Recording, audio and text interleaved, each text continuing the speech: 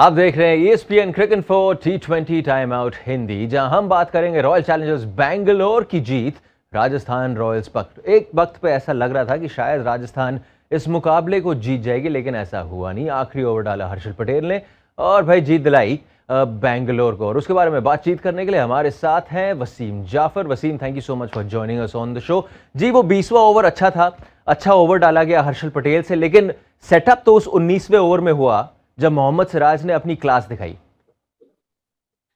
जी हाँ, मोहम्मद सिराज एक्चुअली पूरे सीजन में आरसीबी के लिए कमाल की बॉलिंग कर रहे हैं, थ्रू आउट।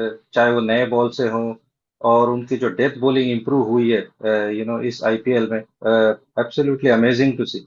और आरसीबी को चाहिए भी था, क्योंकि उनकी बॉलिंग थोड़ी सी हल्की है। They are missing Josh Hazlewood. तो आई थिंक इट्स अमेजिंग कि Siraj has taken that mental, और उनको हर मैच में ऑलमोस्ट वो ब्रेक थ्रू दिलाते हैं, और उनको विकेट लेकर देते हैं। और हर्षल पटेल ने भी एक्चुअली इस मैच में कमाल की बॉलिंग की, बट आई वुड से जो 19वां ओवर डाला और उसके अलावा भी जो जॉस बटलर का विकेट, हम सब जानते हैं कितना हम्म। इंपॉर्टेंट होता है।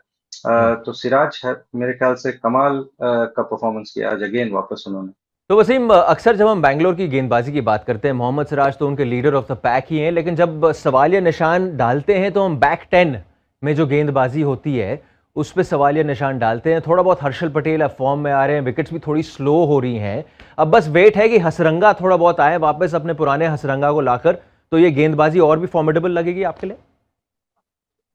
जी हाँ, उसके अलावा आई वुड से कि डेविड विली ने भी बहुत कमाल की गेंदबाजी की। वो पावर प्ले में जो उन्होंने 2 ओवर डाले, उसके बाद आके जब बीच में वो यशस्वी जायसवाल का विकेट लिया, और हर्षल पटेल का फॉर्म में आना अगेन बहुत इंपॉर्टेंट प्लेयर है, बॉलर हैं इस बॉलिंग लाइनअप के। तो उनका फॉर्म में आना तो बहुत इंपॉर्टेंट है आरसीबी के लिए। प्लस जो इंडियन सीमर जो जैसे वैशक खेल रहे हैं, वो थोड़े ऑफ कलर लग रहे हैं। तो हर्षल पटेल, डेविड विली और मोहम्मद सिराज, ये थोड़े से ऐसे लगता है कि थोड़ा बेटर बॉलिंग अटैक है, अलॉन्ग विथ हसरंगा। अगर हसरंगा पिछले मैच में हमने देखा था जब आरसीबी अपने होम पे खेली थी, तो वो इतना ट्रस्ट नहीं दिखाया था। हम्म। फाफ डुप्लेसी ने सिर्फ 2 ओवर कराए थे, बट उसके बाद में हसरंगा ने पंजाब के सामने अच्छी बॉलिंग की। हमारे आज हमने देखा कि उनसे वापस से वो ट्रस्ट उनको दिखाया गया। 4 ओवर बॉलिंग की उन्होंने, और इकोनॉमिकल साबित हुआ। तो अगेन ये थोड़ी सी मुझे लगता है कि बेटर बॉलिंग अटैक है, और ये फॉर्म में आ जाएगी तो आरसीबी के लिए बड़े अच्छे संकेत है।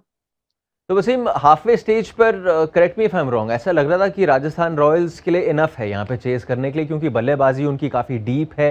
अंडर 200 अगर आपने कहीं ना कहीं बैंगलोर को चिन्नस्वामी में रखा है तो you are always in the game. Chess में गलती कहाँ हुई फिर? मुझे ऐसा लगता है कि जो 2 प्लेयर जिन्होंने रन बनाए, यशस्वी जायसवाल और देवदत्त पडिक्कल, देवदत्त पडिक्कल के लिए तो मैं हैप्पी हूं कि उन्होंने, एक तो उनको 3 नंबर भेजा गया, मुझे लगता है कि वो बेटर पोजीशन है उनके लिए। तो वो थोड़े से रन बनाए उन्होंने, बट थोड़ा सा राजस्थान रॉयल डिसअपॉइंटेड होगी कि ये 2 प्लेयर ने, किसी ने वो 40 बनाए, यशस्वी जायसवाल ने और देवदत्त पडिक्कल ने 50 प्लस बनाए, बट किसी ने वो मैच फिनिश नहीं किया। 70-80 बनाते अगर इनमें से कोई एक, तो शायद राजस्थान ये चेज आराम से कर जाता। तो अगेन थोड़ा सा मुझे लगता है कि इस टीम के लिए जॉस बटलर, संजू सैमसन और शिमरन हेटमायर बहुत इंपॉर्टेंट प्लेयर है। और आज हमने देखा कि ये तीनों ही प्लेयर नहीं चले, तो कहीं ना कहीं वो थोड़ा सा बैटिंग उनकी धसल जाती है जब ये 3 प्लेयर में से कोई भी नहीं चलता है। और ये थोड़े से कहीं ना कहीं रिलेटिवली यंग प्लेयर है, बट अगर मुझे लगता है कि इन दोनों में से कोई एक 70-80 बनाता, तो शायद राजस्थान ये मैच जीत जाता। भाई वसीम, अगर बैंगलोर की बल्लेबाजी हम देखें, जो उनका वो टॉप थ्री है, the Vishal top three, Maxwell, du Plessis और कोहली, हर बार ही इस सीजन दिख रहा है कि 2 में से 3 जरूर चल रहे हैं। आज डुप्लेसी और मैक्सवेल चले, और जब मैक्सवेल आउट हुआ आई थिंक 16वें ओवर में, इट वाज 154 रन बना दिए थे वहां पे। कहीं ना कहीं फिर दारोमदार था दिनेश कार्तिक पर कि वो 200 का आंकड़ा पार करें। आपको लग रहा है अभी वो एक इशू है फिनिशर का बैंगलोर को लेकर, कि मतलब इतना काम तो कर दिया लेकिन बाकी का जो 20% का काम है वो हो नहीं पा रहा? जी हाँ, आई मीन अगर आरसीबी अगर ये मैच हार जाता, तो कहीं ना कहीं उनको यही लगता है कि वो जो लास्ट 5 ओवर में सिर्फ उन्होंने 33 रन बनाए, वहां पर 5 विकेटें लूज की। आई एम श्योर कि वो एक फैक्टर होता कि जहां पर आप 200, 210 या 220 तक भी पहुंच सकते थे। जैसे आपने कहा 156 रन थे 15th ओवर के बाद में, और वहां से सिर्फ 33 रन्स बने।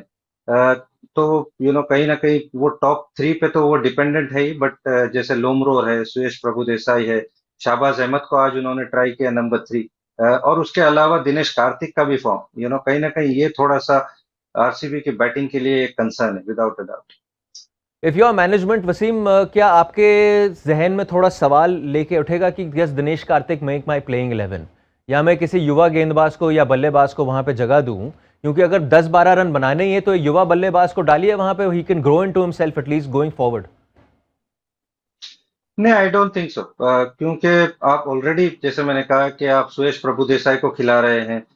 उसके अलावा लोमरोर भी एक आईपीएल के एक्सपीरियंस की बात करें तो उतना एक्सपीरियंस नहीं है, प्लस शाहबाज अहमद को एज अ फ्लोटर वो यूज करते हैं।